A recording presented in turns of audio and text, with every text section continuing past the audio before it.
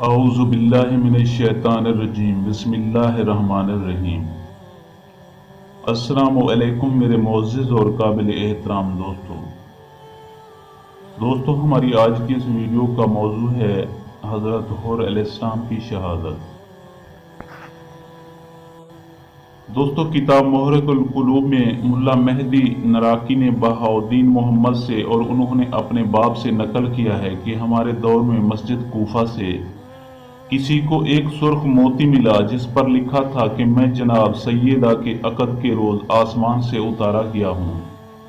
اس وقت میرا رنگ اتنا سفید تھا کہ چاندی کی سفیدی بھی میرے سامنے ہیچ تھی، لیکن جس دن سے نواسہ رسول صلی اللہ علیہ وآلہ وسلم مظلوم کربلا امام حسین علیہ السلام کے گلوئے اقدس کو خنجر سے بے جرم و خطا قطع کیا گیا، اسی دن سے میرا رنگ سرخ ہو گیا اور اسی خون ناحق سے خون رنگ ہوں۔ اس سے یہ پتہ چلا کہ آپ کی مظلومیت پر کائنات کی ہر شے آنسو بہا رہی ہے اور اس مظلوم کا غم منا رہی ہے۔ تو جب پتھر بھی ان کی مظلومیت پر اشک برسا رہے ہیں تو کون ایسا شقی القلب ہوگا جو انسان ہو کر آپ کا غم نہ منائے۔ مقتل ابو مخنف میں ہے کہ روز عاشور عمر بن سعد ملعون نے اپنی فوج کی صف بندی کی اور خود چند دستوں کے ساتھ امام حسین علیہ السلام کے لشکر کے سامنے آ کھڑا ہوا۔ اس نے میمنہ پر عمر ابن حجاج میسرہ پر شمر کو، سواروں پر عمرہ بن قیس اور پیادوں پر سعد بن ربیع کو مقرر کیا۔ اس بد نہاد کا لشکر لاکھوں افراد پر مشتمل تھا، جبکہ دوسری طرف محمد بن ابی طالب کے امام حسین علیہ السلام کا لشکر 82 پیادہ اور 32 سواروں پر مشتمل تھا۔ اور ارشاد مفید میں ہے کہ امام علیہ السلام کا لشکر صرف 32 سواروں اور 40 پیادہ افراد پر مشتمل تھا۔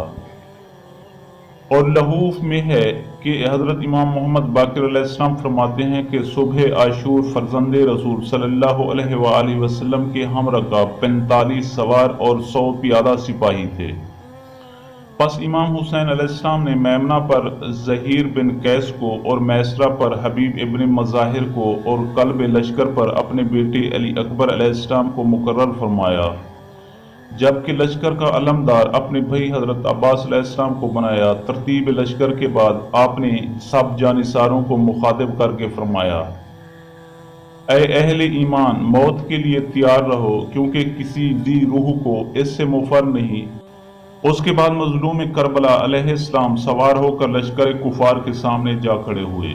آپ نے دیکھا کہ تا حد نگاہ فوج ہی فوج ہے اور لوگوں کے ہجوم سے ایسا محسوس ہوتا تھا کہ ایک متلاطم دریا موجزن ہے۔ پس امام حسین علیہ السلام نے عمر سعد اور اس کی فوج کو مخاطب ہو کر فرمایا، اے گروہ شیطان، میری بات غور سے سنو اور ضلالت و گمراہی کی طرف نہ بڑھو۔ پس آپ نے انہیں متوجہ کر کے فرمایا کہ حمد و ثنا ہے اس ذات کبریا کے لیے جس نے اس دنیا کو خلق کیا اور اسے فناء و زوال کا گھر قرار دیا۔ تعزیرات و حوادث زمانہ کسی کو ایک حال پر نہیں رہنے دیتے۔ پس وہ شخص بہت دھوکے میں ہے جس کو دنیا نے فریب دیا، اور بدبخت ہے وہ شخص جو اسی کے عشق میں مبتلا ہوا۔ دنیا کے فریب میں نہ آؤ، کیونکہ یہ بہت ناپائیدار ہے۔ جو اس پر بھروسہ کرتا ہے اسے یہ فنا کر دیتی ہے۔ وہ شخص کتنا بدبخت ہے جو اس سے خیر کا طالب ہو۔ پس اے بد کردار گروہ، میں دیکھ رہا ہوں کہ تم ایک کبھی فعل پر جمع ہوئے ہو جس سے تم نے اللہ تعالیٰ کے غضب کو دعوت دی ہے۔ آگاہ رہو، خدا تعالیٰ نے تم سے منہ موڑ لیا ہے اور تمہیں اپنے عذاب کا حقدار قرار دے دیا ہے اور تم سے اپنی رحمت دور کر لی ہے، کیونکہ تم نے پہلے اللہ تعالیٰ کی وحدانیت اور محمد مصطفیٰ صلی اللہ علیہ وآلہ وسلم کی رسالت کا اقرار کیا اور بعد میں مرتد ہو گئے۔ تمہیں کیا ہو گیا ہے کہ جس کا کلمہ پڑھتے ہو اسی رسول صلی اللہ علیہ وآلہ وسلم کی ذریت کے قتل کے در پہ ہو؟ تم پر شیطان ایسا غالب آیا ہے کہ اس نے تمہارے دلوں سے ذکر خدا کو بھلا دیا ہے۔ لعنت ہو تم پر اور تمہارے اس برے ارادے پر۔ ہم تو اللہ تعالیٰ کے لیے ہیں اور اسی کی طرف لوٹ کر جانے والے ہیں۔ تم لوگ ایمان لانے کے بعد کافر ہو گئے ہو اور ظالم لوگ راہ ہدایت نہیں پا سکتے۔ دوستو روایت میں ہے کہ آپ کے سامنے لشکر ابن سعد کے افراد بتوں کی مانند کھڑے تھے اور کسی میں جواب دینے کی جرات نہ تھی۔ یہ منظر دیکھ کر عمر ابن سعد آگے بڑھا اور اپنی فوج کو مخاطب کر کے کہا، وائے ہو تم پر، ہوش میں آؤ، حسین علیہ السلام کی باتوں پر کان نہ دھرو۔ کیا تم نہیں جانتے کہ وہ علی علیہ السلام جیسے فصیح اللسان کا بیٹا ہے؟ خدا کی قسم اگر وہ ایک طولانی مدت سے ہم کلام رہے تو تم میں سے کسی میں یہ مجال نہیں کہ اس کا جواب دے سکو۔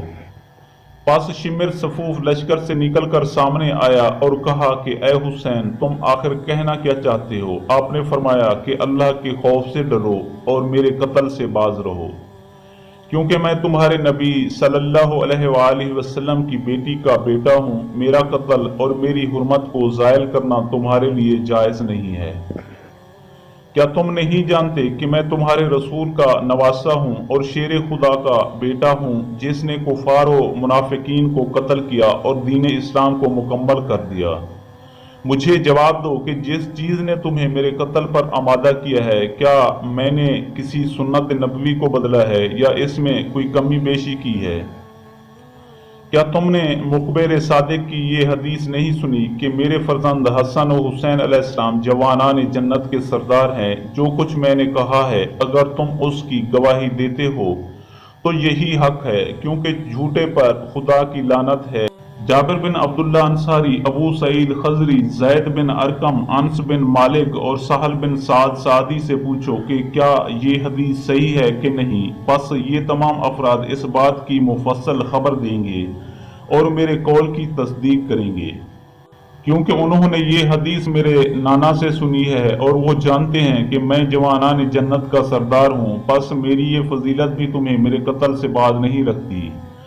یہ سن کر سب نے کہا کہ اے حسین، تمہاری سب فضیلتیں ہم پر آفتاب نصف النہار کی طرح روشن ہیں، لیکن یہ سب باتیں ہمارے لیے بیکار اور عبث ہیں، کیونکہ تمہارے باپ نے جنگ بدر و حنین میں ہمارے جن شیوخ اور آباء و اجداد کو قتل کیا ہے، ان کی آتش انتقام ہمارے سینے میں شعلہ ور ہے، لہٰذا ہم اس آگ کو تمہارے قتل سے بجھائیں گے۔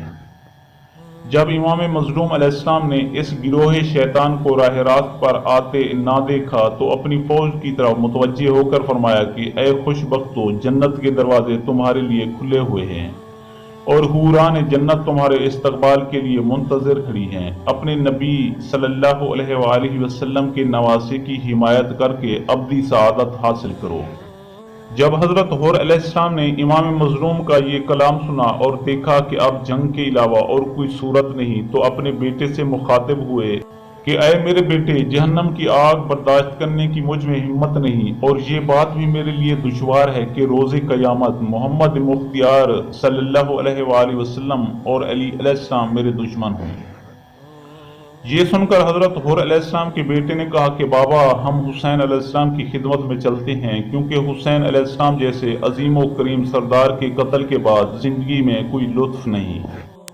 پس دونوں خوش قسمت باہم مشورہ کر کے امام علیہ السلام کی طرف چل دیے اور اپنے ہاتھوں کو باندھ کر امام حسین علیہ السلام کے قدموں پر گرایا۔ امام نے پوچھا کہ تم کون ہو؟ تو حور علیہ السلام نے جواب دیا کہ اے فرزند رسول، میں حور ہوں، مولا میں ہی آپ کو گھیر کر کربلا کے صحرا میں لانے والا ہوں۔ مولا مجھے ہرگز یہ گمان نہ تھا کہ یہ بدبخت آپ پر اس قدر ظلم ڈھائیں گے۔ مولا اپنے قصور کا اعتراف کرتے ہوئے آپ کی بارگاہ سے معافی کا طلبگار ہوں اور چاہتا ہوں کہ خود بھی آپ اور آپ علیہ السلام کے اس غلام زادے کو بھی آپ کے قدموں پر نچھاور کر دوں۔ مولا اتنے بڑے جرم کے ارتکاب کے بعد کیا میری خطا معاف ہو سکتی ہے؟ پس امام حسین علیہ السلام نے فرمایا کہ اگر تم نے توبہ کر لی ہے تو خدا تمہاری توبہ کو ضرور قبول کرے گا۔ جب توبہ قبول ہو گئی تو حور علیہ السلام نے عرض کیا، اے فرزند رسول صلی اللہ علیہ وآلہ وسلم، میں چاہتا ہوں کہ مجھے اپنے سامنے قتل ہونے کی اجازت مرحمت فرمائیں۔ یہ سن کر امام مظلوم علیہ السلام نے کہا، حور اتنی جلدی نہ کرو، پہلے میرے اصحاب اور میری اولاد کو شہید ہو لینے دو، پھر تم جانا، کیونکہ تم حسین علیہ السلام کے مہمان ہو۔ یہ سن کر حضرت حور علیہ السلام نے عرض کیا کہ مولا میں پہلا مجرم ہوں، لہٰذا سب سے پہلے میدان جنگ میں جانا چاہتا ہوں تاکہ خدا میرے اس گناہ کو معاف فرمائے۔ جب مظلوم کربلا علیہ السلام نے جناب حر کو رخصت جہاد کے لیے مصر پایا تو فرمایا کہ حر اجازت ہے، جاؤ ابدی سعادت حاصل کرو، خدا تمہارے نیک ارادے میں برکت عطا فرمائے۔ پس حضرت حر علیہ السلام اپنے بیٹے سمیت میدان میں اترے، میمنہ اور میسرہ پر حملہ آور ہوئے، راہ میں جو بھی آتا گیا راہی جہنم ہوتا گیا۔ آپ نے کشتوں کے پشتے لگا دیے۔ جب یہ منظر عمر سعد نے دیکھا کہ یہ دونوں شیر جس طرف سے حملہ کرتے ہیں کوئی ان کے سامنے نہیں ٹھہرتا، اور جو بچ جاتے ہیں وہ خوف سے بھاگ رہے ہیں، کہیں ساری فوج ہی بھاگ نہ جائے، پس باہم مشورہ کر کے ایک گروہ نے حضرت حر علیہ السلام کے بیٹے پر حملہ کیا، اسے اپنے باپ سے الگ کر دیا اور اتنے تیر اور نیزے مارے کہ وہ جوان زخموں سے چور ہو کر گھوڑے سے گر پڑا۔ جب حر نے اپنے بیٹے کو گھوڑے پر نہ دیکھا تو بکھرے ہوئے شیر کی مانند اس گروہ پر حملہ آور ہوئے۔ آپ ایک ایک کو چن کر واصل جہنم کر رہے تھے کہ ایک شکی نے موقع پا کر جناب حر کے گھوڑے کے پاؤں کاٹ دیے۔ اب زمین پر گرے، ظالموں نے ہر طرف سے تلواروں کی بارش کر دی۔ جب زخموں سے چور ہو گئے تو اپنے آقا کو آواز دی، مولا آخری بار غلام کو زیارت سے شرف یاب فرمائیں۔ ابھی مظلوم کربلا علیہ السلام آپ کے پاس نہ پہنچے تھے کہ ظالموں نے آپ کا سر تن سے جدا کر کے امام حسین علیہ السلام کی طرف پھینک دیا۔